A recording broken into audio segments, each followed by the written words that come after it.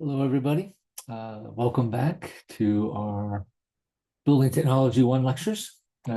Today, we're going to talk about enclosure systems and run through some very fundamental principles that apply to all enclosure systems.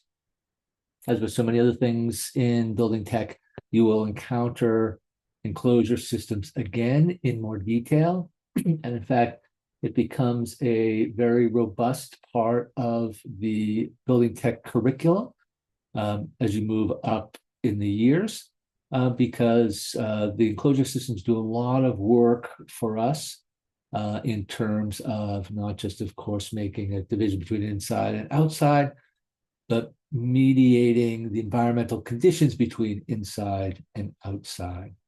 And the enclosure system has become the primary element, one of the primary elements to achieve um, um, um, energy efficient goals that we have to remediate climate change issues. So we're going to dive in. It's not a long lecture. And so we'll get right into it and move through it.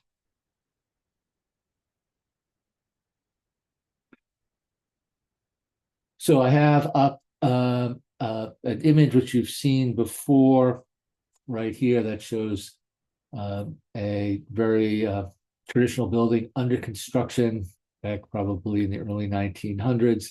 We see the steel structure that we've talked about already. We've talked about the foundation system that exists underneath the building as well. And now we want to talk about this enclosure system. And you can see from this photo that the enclosure system is simply the skin of the building. It's hung on the structure of the building. I mentioned the other day in a lecture that we shouldn't give short change to the very phrase we use to describe enclosures often, which is they're a curtain wall. Right? Quite literally, we hang them. And while they're not fabric, they're much more robust than that. The principle is about the same. So when we think of the enclosure system, right, we call it the building enclosure. I'm sorry, the building envelope or the building enclosure. It can also be called the skin of the building. And essentially what this system does for us, right, is it becomes an environmental separator between the inside and the outside. And in doing so, it encounters the conditions of exteriority and interiority and the demands that each of those bring to bear on the particular face of the enclosure that is facing either inside or outside.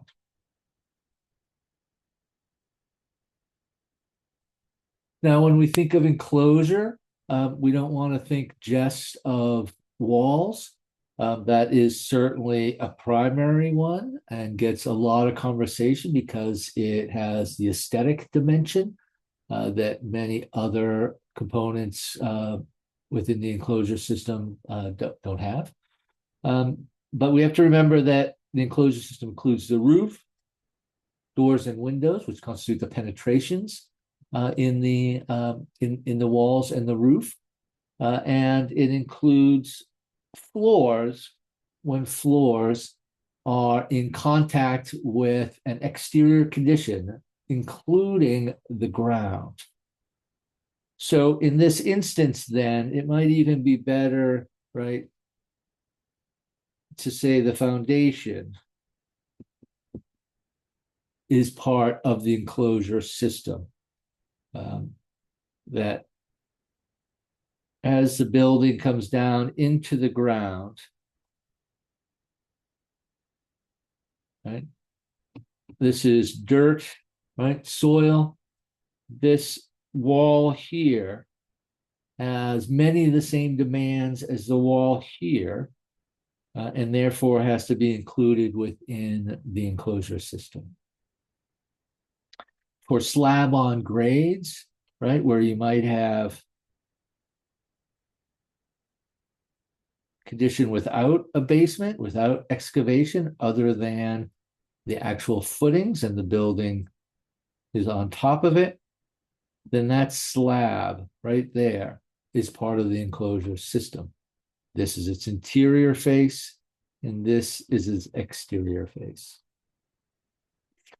The enclosure system, no matter what element you're talking about, right, is going to address these four areas. Protection, which is basically protection from the climatic conditions and use conditions that exist on both sides of the wall, inside and outside. We often don't really think too much about the interior surface of the enclosure system as providing protection, but in fact it does. And I think if we just really put our mind to it, we can pretty quickly realize that tile, for instance, in a bathroom setting or in the setting of a natatorium where there's a pool, those surfaces on the interior need to be protected from the moisture of those conditions of those rooms.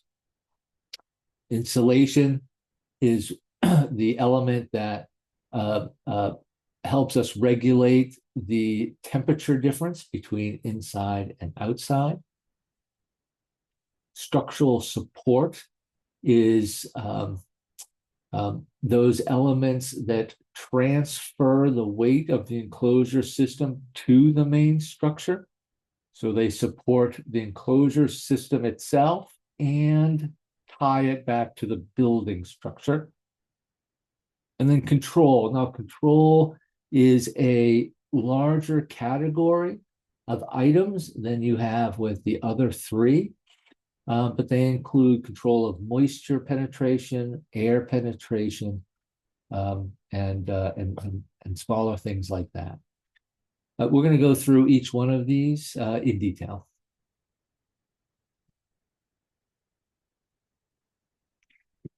Before we do that, it is kind of worth noting, right, that the enclosure system has a particular dimension to it that is obviously needs to be taken in consideration, and that is appearance, the aesthetic dimension. And while we're not going to apply that to the foundation system, where it's a part of the enclosure system, but the walls obviously are going to have that dimension, and believe it or not, even the roofs at times. And so that has to be then combined with the operation of the system. And the fact that you have these two things coming together in one system really makes it for an important element in doing the design of your building. We're looking to achieve these goals when it comes to our enclosure system. We want comfort. By comfort, we mean really thermal comfort and all the pieces that go into creating thermal comfort. Energy efficiency. We want our buildings to use as little energy as possible and produce as little CO2 as possible. And so that is a significant goal of the enclosure system. Durability. We want our enclosure systems to last, and particularly the exterior of a building undergoes harsh treatment by the environment. Rain, wind, solar forces all degrade building materials, and so the exterior needs to be built out of really robust materials to retard all that type of degradation. And then occupant productivity and satisfaction. Essentially, you know, the people within the building need to have sufficient light. They need to have access to the exterior to the extent that the building's use demands it.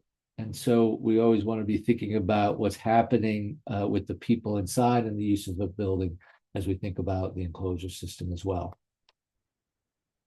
So those are general kind of parameters. And let's get into now these four categories I mentioned before. Let's bring it back up. Whoops. There we go. So for the enclosure system, right, we have to really understand the environmental conditions that exist on the outside of the building and on the inside of the building. The inside of the building often gets short shrift because we just think that it gets taken care of with a mechanical system, and indeed it does in a lot of ways, but the type of mechanical system, the demands on it will be affected by the enclosure system and how it impacts and assists the interior, the desired interior climactic conditions. So the inside is a climate. We like it at a certain temperature range as humans with a certain type of humidity. And so we want to achieve that. And that is just, right, to make ourselves comfortable. On the outside is a wholly different climactic condition. And so it's mediating these two conditions, right, that really informs what we have to do with the enclosure system.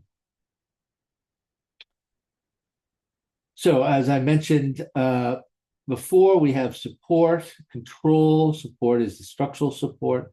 Control, finishes, that has to do with durability. And then we want to talk a little bit about distribution services and how they interact with enclosure systems. So for the support of an enclosure system, again, we want to think of ourselves when doing the enclosure system as hanging the curtain wall off the frame of the building.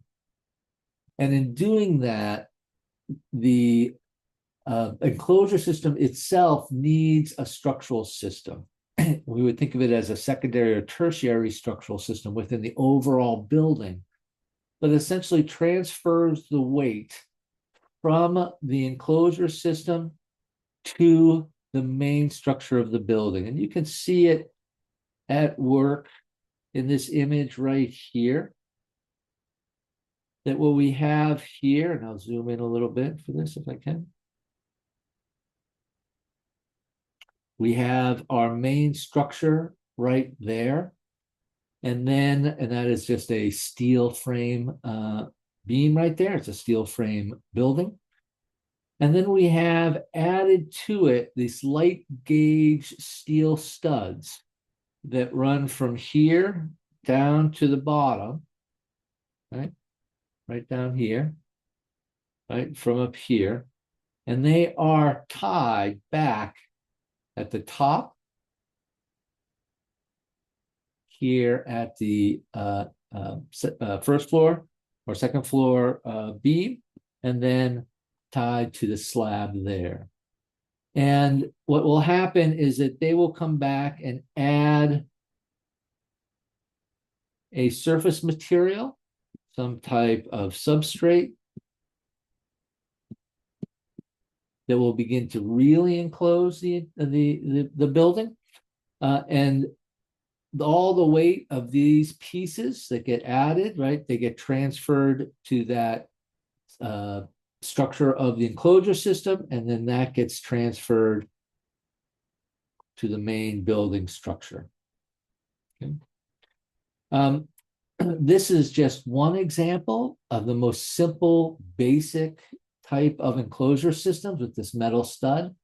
But enclosure systems become much more sophisticated, particularly when you get into what really are true curtain walls that are really just made up of glass and aluminum mullion systems.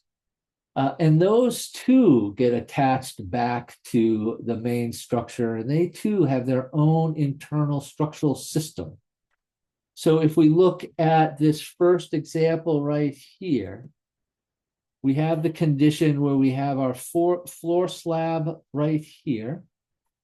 And then part of the window system, that curtain wall system, is that aluminum, a very robust structural aluminum rail right there that gets attached to the slab. That is actually the curtain wall's structure, even though it also holds the glass in terms of kind of framing it. It takes the weight of that glass and transfers it back to the building structure. If you go over to the curtain walls at the end of the School of Architecture, you can see very deep aluminum sections that are the frame of the window system. And they're that deep because they have to carry the weight of the glass that they're holding all the way from the top of the building, all the way down to the main floor. And of course, that's a tall space right there. The other curtain wall system right down at that end that is made more of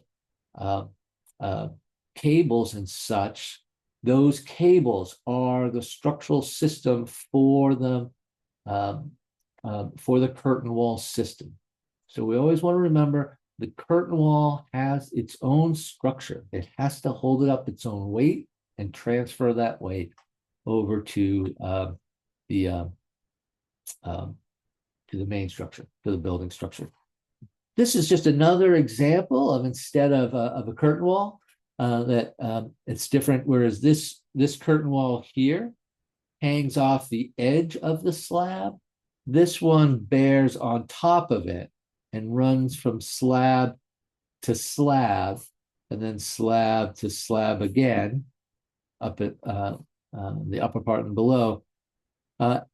And that therefore the structural work of the mullions is less. It just simply doesn't have to span as far. It's bearing, it's not clipped.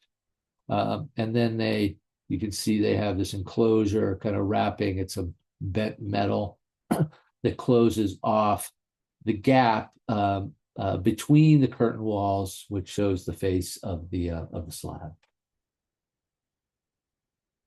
So that's structure for us. Now we want to talk about control.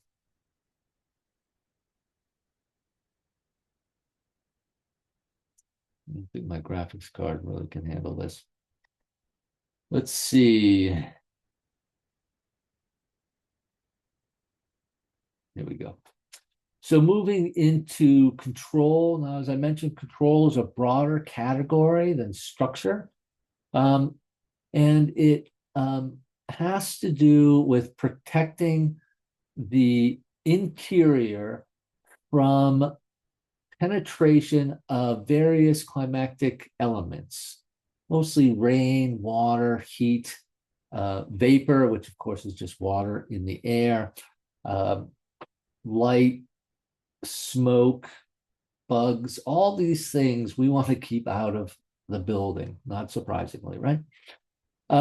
And so when we think about the categories of things that we want to keep out, it's useful for us to divide it into two categories. Those things that have mass, they're tangible in a way, even if fleeting, like moisture, right? But you can, you can almost put your hands on them. I know that might seem strange with air, but really when you have the wind coming through and stuff like that, it does have moisture in it. And so it does have mass. Of course, insects, particulars, and things like that have mass, right? Actually, let me just get rid of that. We'll just stick with insects and particulates. All those things have mass. But really, so does rain, certain types of heat, vapor, air. For energy, right, which is the other category, we're talking the transfer of that energy from inside to outside. And so we want to obviously keep these elements on the outside, and then light. In here, what we're talking about is really the UV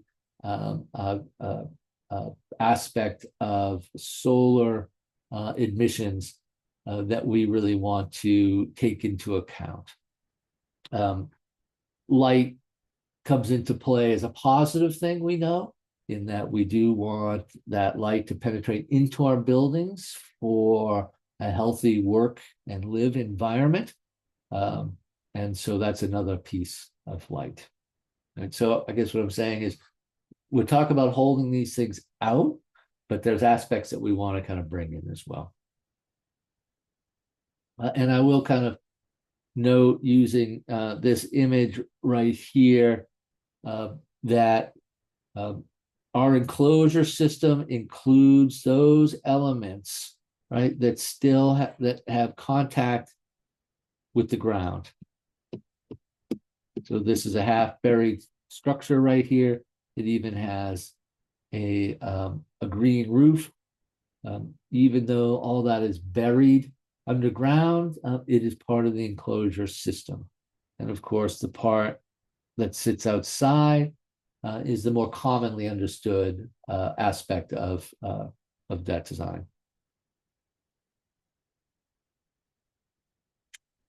So in order to implement the control that we need to keep water, air, and heat energy from moving through an enclosure system from the outside to the inside, we build with layers, and each layer addresses some piece of the control that we want. It also should be said that there are products out there that do double duty. There are some insulative products that provide insulation that stops heat transfer, right? That holds the temperature outside, right, from getting inside. That also have water protection layers built into them. And so that you only buy one product to take care of those things instead of putting up insulation and then a separate, let's say, building wrap, right? And so we tend to think of these as layers, but the truth of the matter is, while they're layers, multiple layers can do multiple types of work, right? Single layers could do multiple types of work for us. So for water and rain, we're looking for a control layer that provides drainage. It collects any water that does penetrate and allows it to move out of the building. And then we want waterproofing, which is as much as we can stopping that water from penetrating, right? The truth of the matter is water gets into the first layer of an enclosure system. It is just inevitable. Brick, concrete, wood, all our materials have a porous dimension to them. And water will work its way through those materials over time. And so it's behind that initial material that we usually have, or almost always have, the waterproofing and the drainage layers. Right? And so you can see, for instance, here we have wood lap siding, right? So this is like a clapboard house. That wood is there for the purposes of durability and aesthetics, right? But water will penetrate it. You paint it, and that painting creates a cover. Sure, that helps protect the wood from water penetration. But the fact of the matter is, all the gaps that we have, right, between the various pieces of wood will permit water penetration eventually. And so behind it, we have insulation and drainage. Now here, these are two separate things. And depending on where you are building in the United States, depending on the climatic conditions, if it's a hot, humid, or if it's a cold, dry condition, these will change positions relative to the layering, right? So in this drawing, It has the insulation sheathing first, and then it has the drainage next, and then the other layers that kind of follow that. Right. Um, Airflow is the next thing that we do not want the penetration of air into the inside of the building. And we have a control layer that does that. A building wrap is typically the element that does that. If you might have seen it, it's often called Tyvek. That's a particular product company that makes that product. But there are many others. And building wraps are becoming increasingly important and sophisticated in the construction industry. But the important thing really to know, even more so, is that airflow occurs most readily wherever there's a penetration in the system. And by penetration, I simply mean an opening. There it is a door or a window or even an exterior outlet or a pipe that has to enter into the building. All those are critical places where we have air infiltration. We also have water infiltration. That becomes a big deal, but water really is a problem everywhere. The air mostly has to be addressed at the joints, at places where there are penetrations into the system. I knew a guy once who did his PhD on studying the airflow and air migration through the openings in outlets in walls where there are interior outlets. And quite literally, like, well, no matter where you are right now, you could go to the window that's nearest to you and put your hand on the very edge where it meets the wall, and there might be air coming through there. You could do that also at your doors, and you can do it at your outlets. See if you feel any air penetration there. And if so, that tells you, right, that there's a problem. Right? Thermal, moving down to thermal. Thermal is what it sounds like. We really want to keep the temperature that is outside from affecting the temperature we want on the inside, right? And we do that through the use of insulation. You all know what batt insulation is, but you've also probably seen rigid insulation, which is, very kind of thick foam, almost foam-like element that comes in large sheets, 4x8 sheets. Radiant barriers is another element, not that I expect you to know this at this level, but essentially radiant barriers actually help deflect the solar gain that comes onto mostly a roof. It is underneath the roof system in terms of underneath the shingles or whatever roofing system you're using. And it literally stops the heat gain from penetrating it. It radiates it out. You see this technology in the aluminum wraps that you see people give marathoners after the marathon, or the emergency individualized tents that firefighters use out in the wilderness in case they get caught in a hot situation. It's a very thin layer, but it does a lot of work and really kind of kick back the thermal gain that exists on the outside and stops it from penetrating from the inside. And then last is vapor. Vapor is a combination of water and air, right? Air always has moisture. If it doesn't have moisture, then chances are you're getting very thirsty. But the vapor can collect just like dew collects on the grass or condensation on a window face. And when it does that, if that happens inside the wall system, then you have water in there. And then with that water, you'll start to get mold and you'll start to get materials rotting and your enclosure system will start to fail. And so these are kind of the four things that we are controlling for. If we just kind of come back to this image here to kind of run through it, we have the drainage. I know this says insulating, but it's really a sheathing product, which means it's a stable surface that we can nail to and things like that. The drainage is below that. So we expect water to get to that drainage system. This rock wool sheathing is known to be porous and water will mitigate through it, right? And so it will mitigate, it'll migrate to that drainage and no farther. If it gets any farther, your building is failing.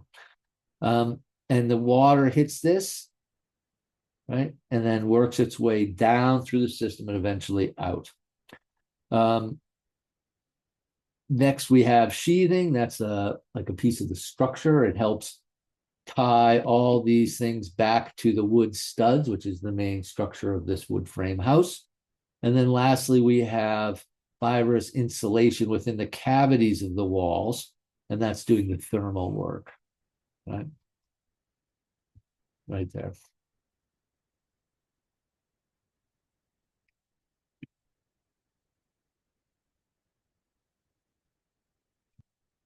So if we move away from the control elements, we want to look at now durability, which we get to through the finish.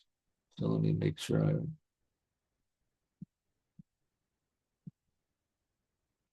right, that's durability. Okay. So we know that the exterior system, that the enclosure system mediates between inside and outside. And so when we think about finish, we want to think about both the finish on the inside and the finish on the outside. As I mentioned, typically the inside, we don't think about it too much. It's a sheetrock wall, it's a plaster wall, whatever. But the truth of the matter is there are conditions within the interiors of buildings where that surface, the durability of that finished interior surface has to really be given a lot of consideration. Of course, aesthetics as well.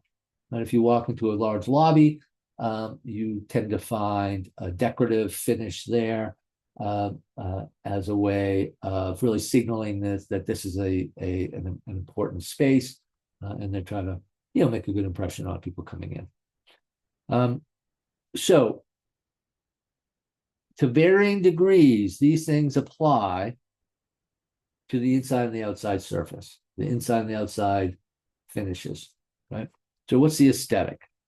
What is the aesthetic of the exterior? Is it going to be a brick building? Is it a wood building? In terms of its outside, it's exterior cladding, we would call it. Is it glass? Is it a series of layers of scrims, right, that mediate the quality of light, all those types of things, right? So what's the building look like? We need it providing protection against the elements.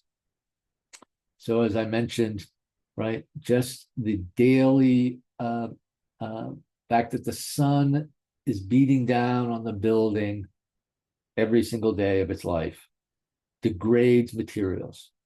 If you've left a piece of plastic on the outside in the sun over a period of time, you see it degrades. Takes a few months, but it does. Fabrics degrade, right, very quickly. They lose their color. Wood bleaches out and dries out if left in the sun. And so the sun is an important element that we have to protect against to the greatest extent as we can. Of course, the building is out in the sun, and so it will affect it. But we want to have materials that have a durability to sustain that for as long as possible. We want to continue to improve our energy efficiency of buildings.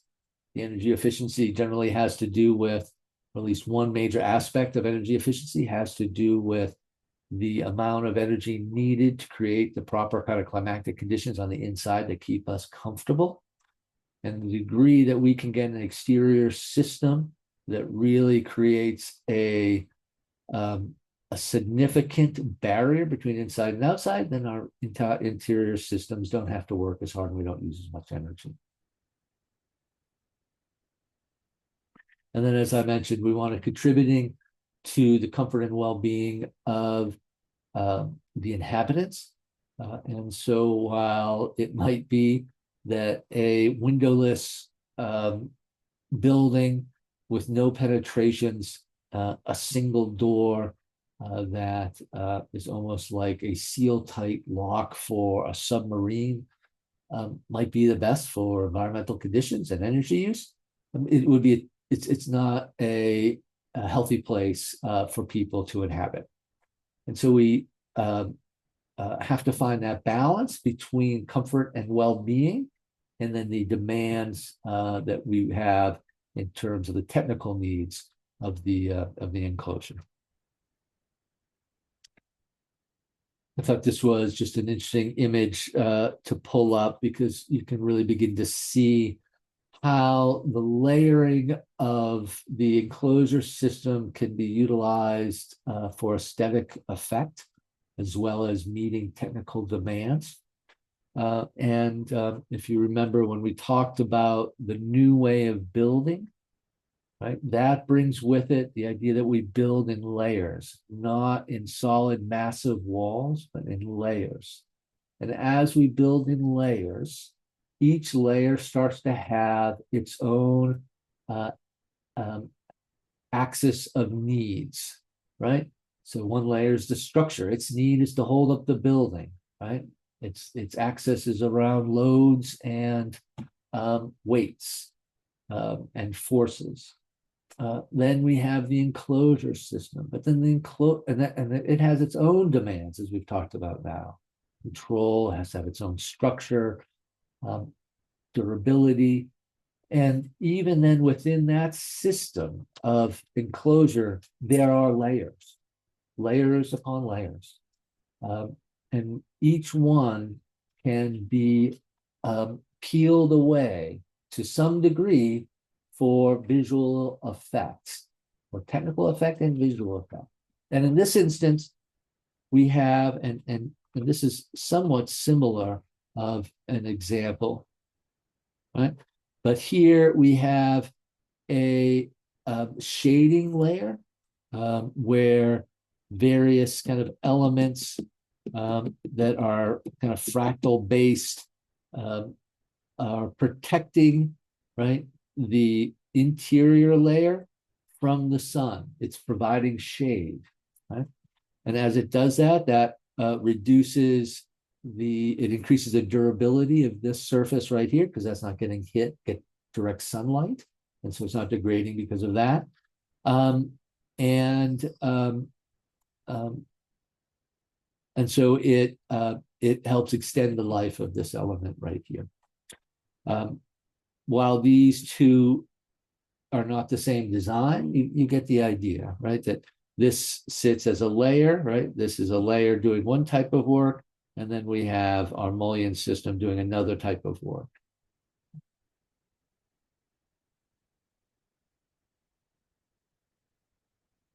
The next element we want to talk about is what we call distribution. And this is an aspect of enclosure systems that might or might not affect its design. What we have with enclosure systems is the need to run other systems, other services into the enclosure system so that people have access to them. And really what we're just talking about here are things like electricity. So we want outlets, right, on the outside of the wall. We want outlets on the inside of an exterior wall. And so the system has to accommodate the wiring, the conduit for that. We want lighting over there. And so there's a lot of wiring that has to be accommodated. And we have to create cavities within our walls or chases within the system to allow that to happen. Water too.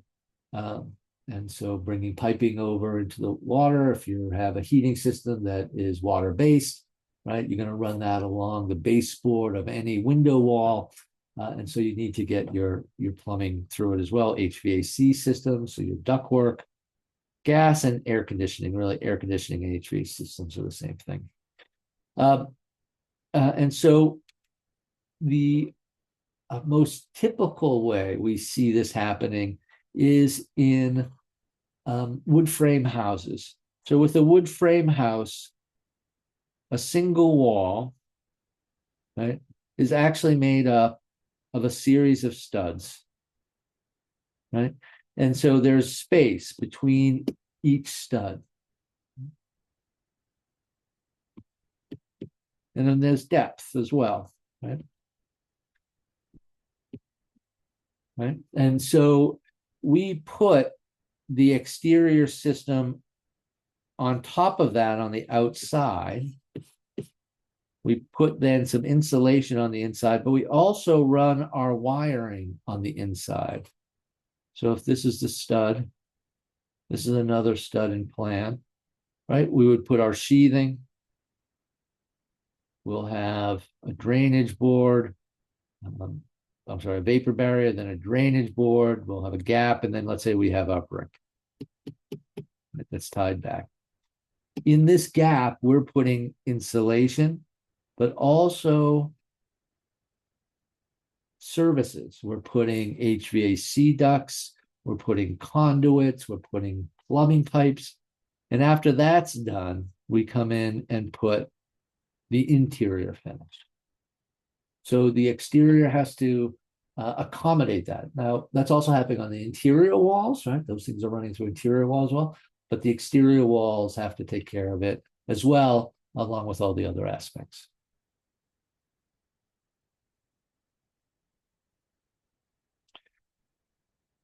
While all the enclosure systems, all the conditions of enclosure, walls, roofs, foundation walls, slabs on grade, require aspects of the demands that we've already noted in enclosure systems. The most important that exists in all of them is this support and control functions.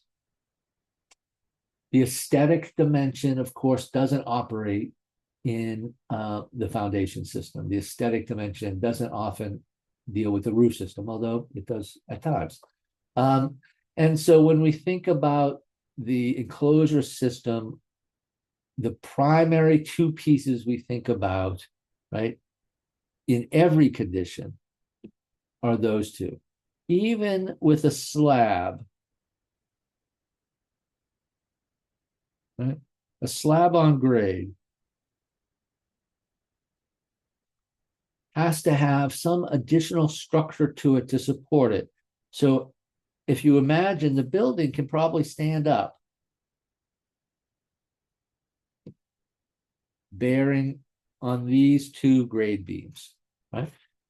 And you could walk in and just have dirt and grass there, right? But we want an enclosure system, right? We want our building enclosed. And so we pour that slab.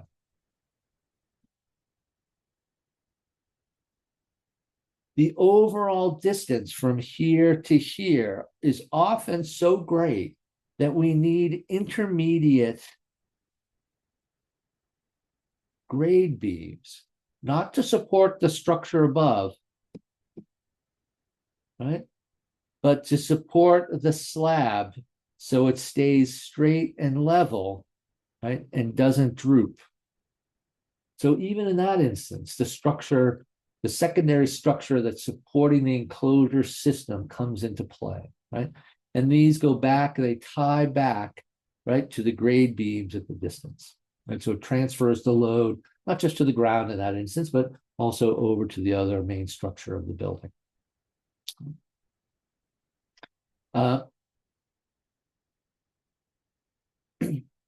want to kind of point out a couple of things highlighted here, that the support, the control systems, right?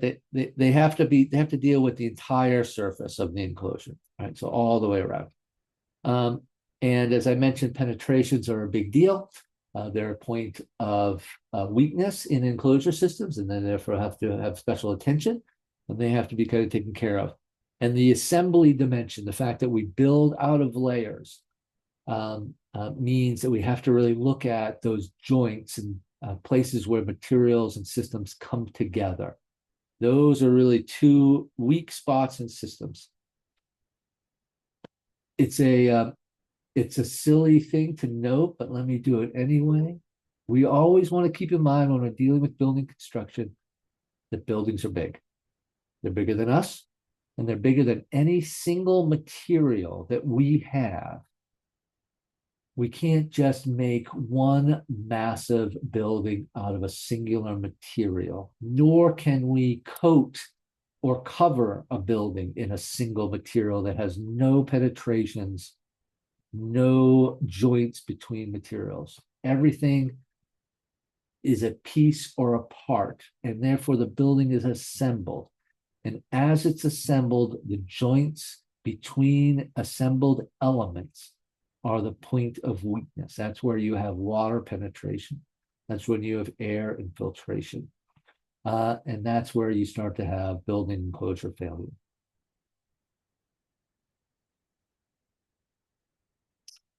And I just want to kind of bring it back to the old and the new way of building, right? Really kind of make sure we understand this as a historical development, one that has had broad effect on the building industry and how we approach construction and the knowledge of construction.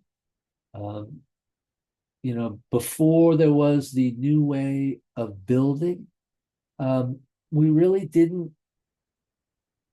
The engineers that knew enclosure systems, knew structure systems, because they were the same thing. They weren't even engineers, to be honest with you. Engineers were invented, as a profession, as a body of knowledge in the late 1800s, right? The mid to late 1800s. Anyway, and so with the development of the new way of building, right, we start to have, right, the separation of structure from enclosure. And with that, we have a division in the knowledge of construction. There are those people whose expertise is structure. There are those people whose expertise is enclosure systems. I've got a good friend that I went to grad school with, and we've stayed connected. He's practicing in New York City. He's a fantastic architect, but he has gained amazing expertise in high-rise curtain wall enclosures, and he has done them for Skillet Fidio and for Rem Koolhaus now for most of his career. And it is just this niche area of knowledge. He knows more about this stuff than maybe, I don't know, there's probably about 5 people in the world that know as much as he does about that. But he doesn't know a thing about structure as well. I mean, he knows some, but it's not an expertise in structural systems. And so with the proliferation of the layers of technology that we now build in because of the change from the old way to the new way, we also have a proliferation of areas of knowledge, areas of expertise. You as the future architect or interior architect or the construction manager will never know fully about all those systems. You need to know principles, you need to know fundamental knowledge, and then be able to have a conversation with those people that have the expertise. That is your role as a designer. I think I had a couple more slides here.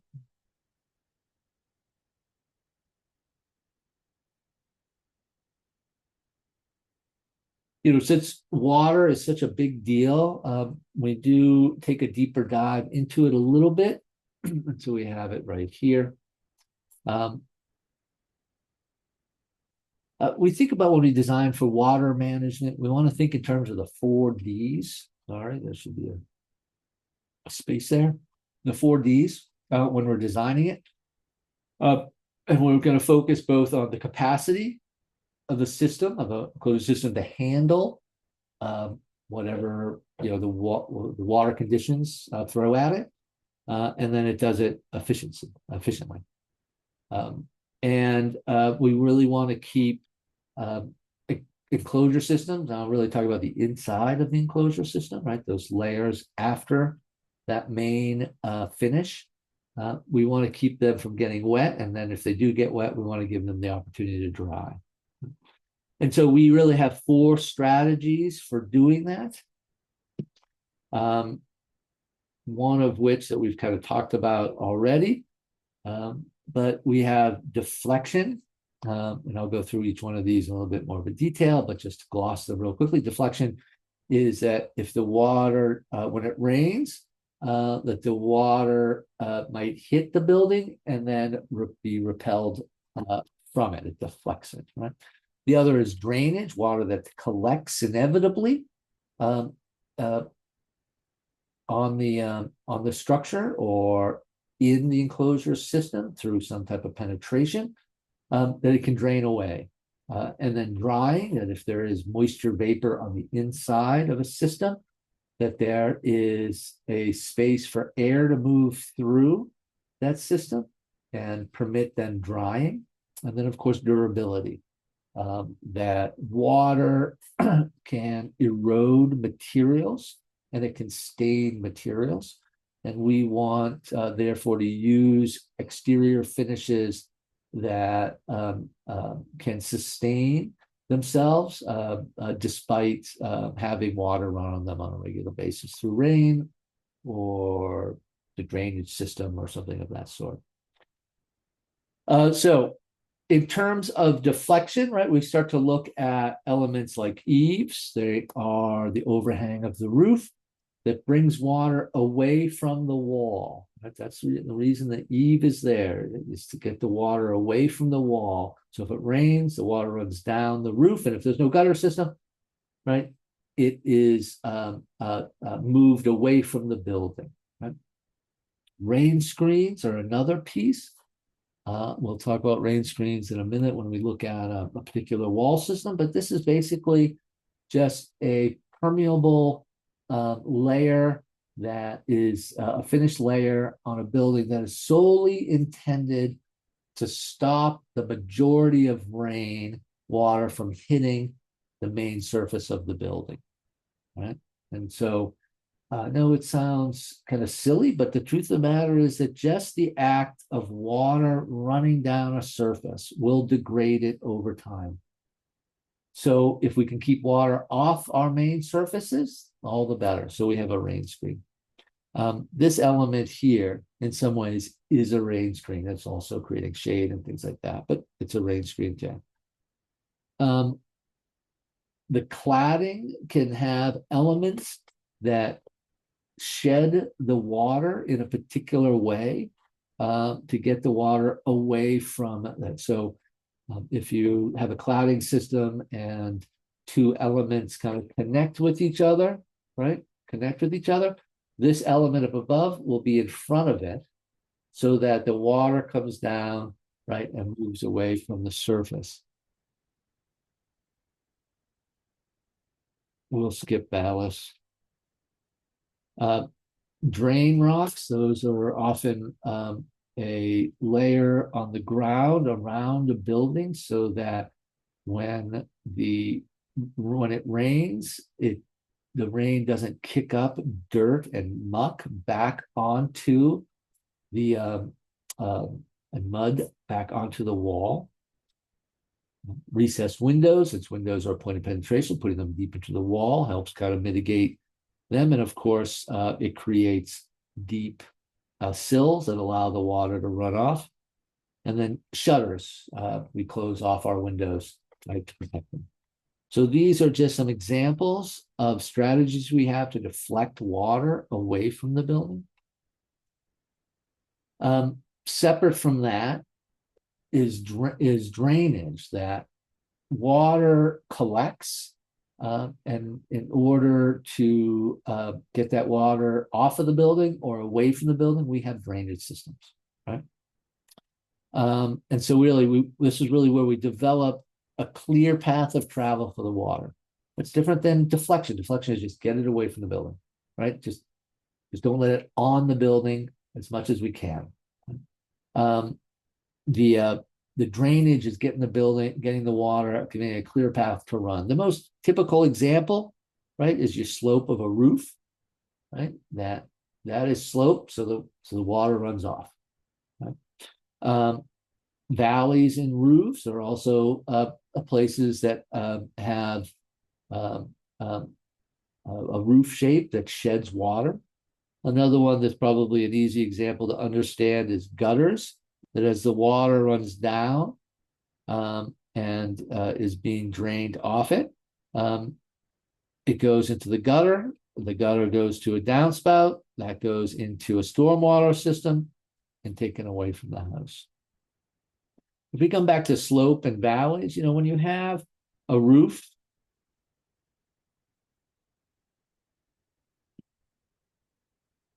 let's just say a gabled roof, and there is another gable off it. This joint right there between them, this line right here, will become a type of gutter. They will put a flashing on it in such a way that this water runs down here, this water runs down there, and it collects and comes down here, and therefore should make it to a gutter system, down to downspouts, and then, of course, as I diagram, out in a storm water system. So that is also then flashing and coping. Those are metal, sheet metal elements of various types that have that are less porous than other materials, and so therefore don't have that water penetration as much as others, and therefore are great to channel water out off the building and away from the building. And then drying.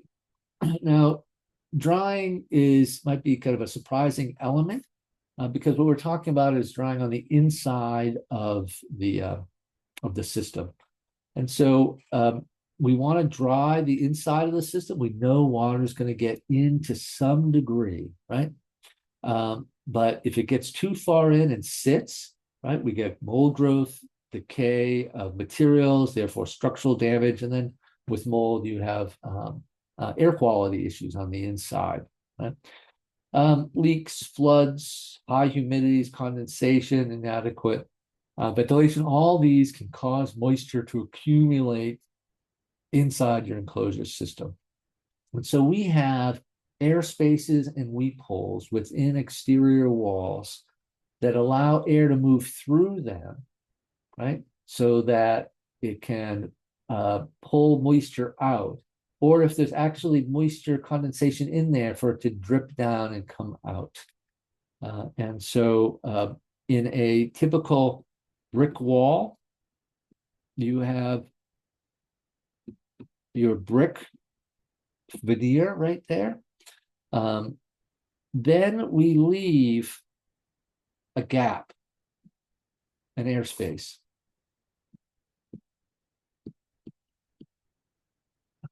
You'll find some version of this in almost every system. And that is to allow air to move up and down in that space and keep it dry. If water gets into here, it runs down along the most impervious surface we have, this kind of drainage board, let's say. And down below, we create holes for the water to run out. Right? And those are called weep holes. So we want the water to move we want air moving through it. And then if water is sitting there, we want it to be able to weep out of whatever system you're using. And that's how we deal with drying. Um, I think we've talked about durability enough. Um, there is it's not really a dimension of durability, but it is something we want to introduce you to. And that is what they think of as, or what's been kind of developed as the quote unquote perfect assembly for for an enclosure system. Now we have to remember that this is an idealized assembly. Um, Very rarely, when you get into the specifics of a particular building, will the building assembly follow the perfect assembly. But all the elements of the perfect assembly will be in, right, that actual assembly. And we have it right here. And if you Google this, there's actually, people give full hour-long lectures about this. But essentially we have, as I've been describing to you, a finished layer right here. And if you notice about that finished layer, we're going to assume that it is very durable and can sustain or withstand the degradation created by UV light, by constant rain, the dirt that gets on it, and all those types of things. But if you notice, there's a gap there, right? Now that gap might really be there if this is a rain wall, let's say, a rain screen, for instance. Or we could think of this as brick, even though it's proportioned differently, and think of that as mortar. Mortar is very porous, allows air and water to move through it. But it gets the sense that we have to recognize that we are going to have water and air penetration through our finished layer. And then we have, as I just talked about just a second ago, that airspace. Okay? It's a gap right there that allows air to move up and out through a vent. And with that, it pulls moisture out. But if there is water in there, right, it will move down and out through one of these holes down low. And then we start to have a thermal control layer right there. And then behind that, there are a series of layers. It's tough to see. But we have our vapor control, which is deep in. That's that last one. We have the air control. That is the second one. And then we have the water control, which is right here. So we know water will move in. Now, we have our support right here, and then we have our interior finish right here. Now, as I described, there can be instances where this insulation is on the inside of the wall. But in any case, that's a particular use condition. In the idealized one, is just pointing out that we have that as a layer. And that covers our lecture on enclosures. Again, this is just some basic principles to tee up getting farther in depth as you move through the building tech sequence. And with that, I'll say goodbye and say see you at our next talk.